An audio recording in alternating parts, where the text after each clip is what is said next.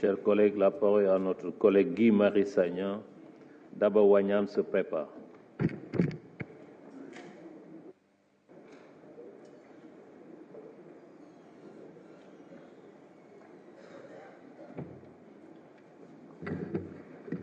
nuyuwaat naa leen yéen ñëpp ci seen tur ak seen sant. Monsieur le ministre, ci rapport bi ñu jàng tey ci suba page 405 ñu ngi ci bind ne page 405 1 2 3 4 quatrième paragraphe.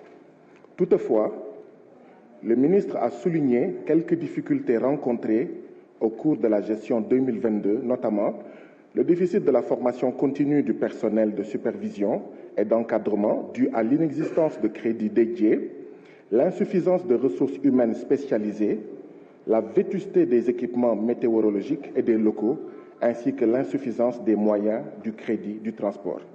ci gàttal fii daal yaa ngi fi wax jafe-jafe yi nga xam ne ci tënk ñàkkum xaalis moo ko waral. ñu ñëw ci page 406 troisième paragraphe. Cependant, députés yi ñooy wax, ils n'ont pas manqué de souligner la faiblesse du budget du ministère et plus particulièrement les montants dérisoires qui ont été alloués à certaines structures importantes telles que la direction des transports aériens qui ne dispose que d'un budget de 12 millions de francs CFA et l'Agence nationale de l'aviation civile et de la météorologie ANACIM. maanaam ci gàttal député yi ñëpp ñu ngi naqarlu li nga xam ne ce ministère amul xaalis bu doy. man Guy Marius Sagna dama bàyyi di naqarlu budget ministère yu ndaw budget agence yu ndaw budget direction yu ndaw dama ko bàyyi naqarlu parce que naqarlu bi du yoon. ñun député yi waratuñu naqarlu budget bu ndaw ci ministère ndaxte li tax budget ministère yi ndaw ñun ñëpp xam nañ ko sàcc alalu askan bi la. dañuy waxante dëgg booy naqarlu da ngay naqarlu loo xam ne mais leneen moo ko waral.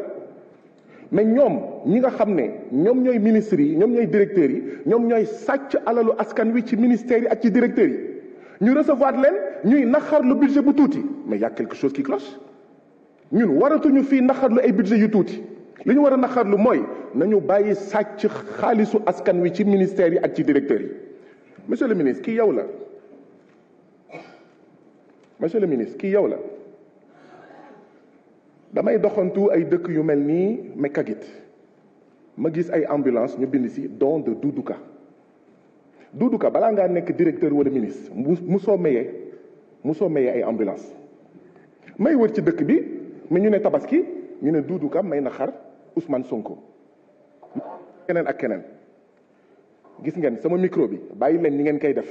Depuis quelques jours, quand je parle au niveau du micro, c'est comme s'il y a une tentative de sabotage. La qualité de la communication n'est pas bonne. Vous arrêtez ce que vous faites. Mënu leen ñu tere RTS, tere leen ñu Soleil, tere ñu APS, ñu ñëw fii vous faites des sabotages sur le micro. Vous arrêtez ça. Monsieur le ministre Doudou Ka kii yow la balaa ngaa nekk ministre wala DG musoo mayee xar. Monsieur le ministre balaa nga nekk ministre wala DG non du loolu sax laay wax AIBD man Casamance man doomu Casamance la doomu Ziguinchor la donc Casa Sport sama xol laa ko teg ni ma tegee tous les clubs sénégalais sama xol.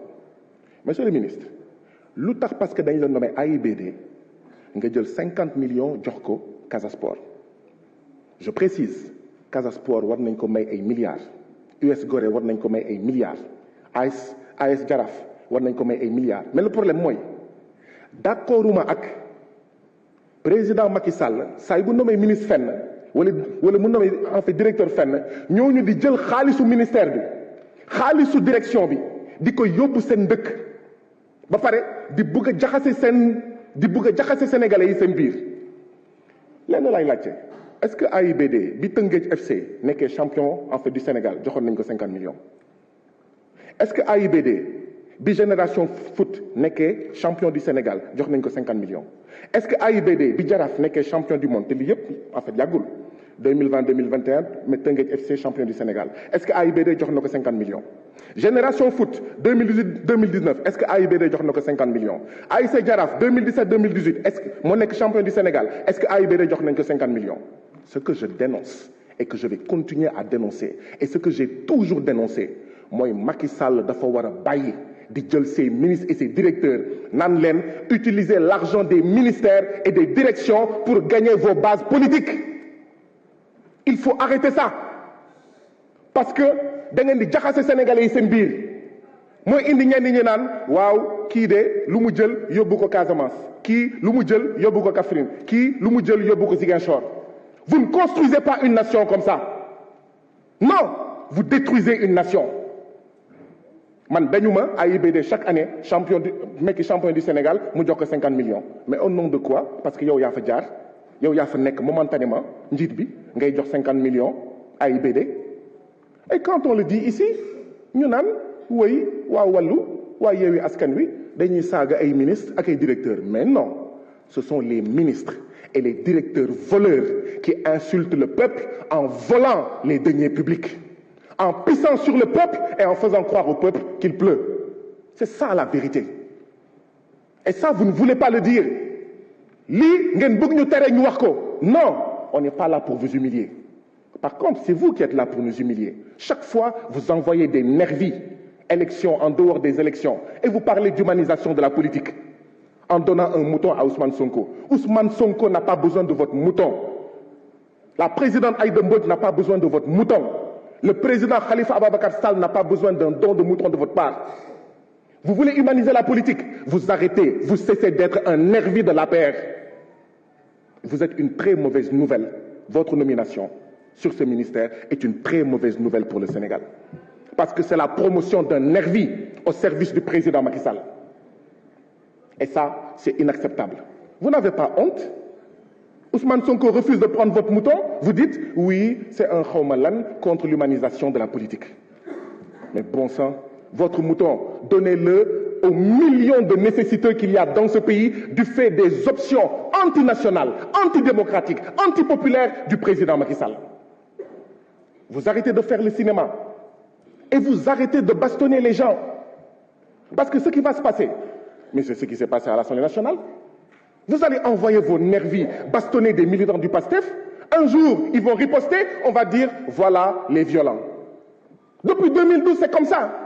Mais c'est pour ça que oui, certaines dénonciations sont hypocrites. Parce que ce qui se passe à l'Assemblée nationale n'est pas déconnecté de ce qui se passe dehors. C'est ce qui se passe dehors depuis 2012, avec vos pratiques de violence sur les activistes, sur les mouvements citoyens, sur les opposants, sur les leaders politiques, qui a lieu ici. Et malheureusement, ça s'est traduit par les faits, par les incidents, par les événements que tout le monde déplore. Mais lan mooy ndey ji?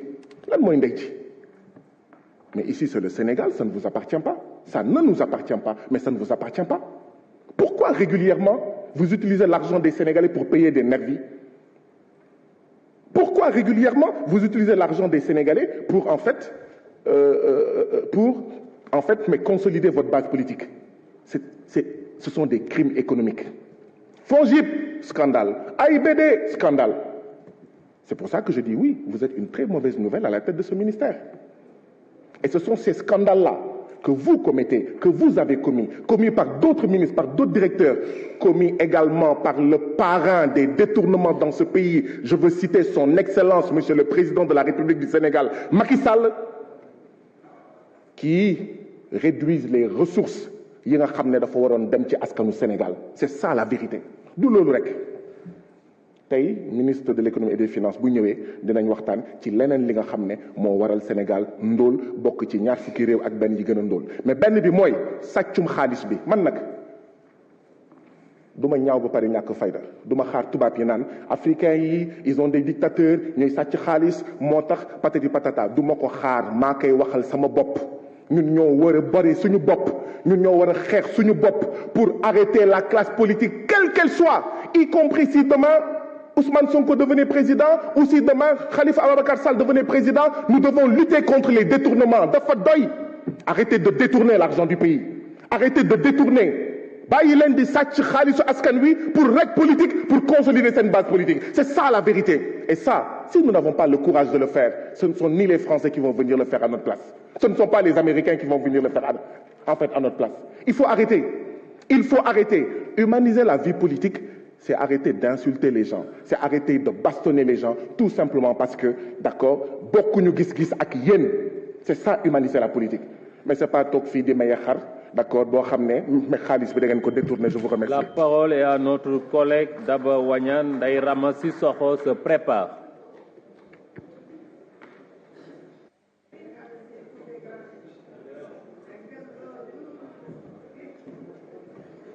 Salam alaikum wa rahmatullah. Monsieur le ministre des Transports aériens et du Développement des infrastructures aéroportuaires, Monsieur le ministre du Travail, Monsieur le ministre des Finances,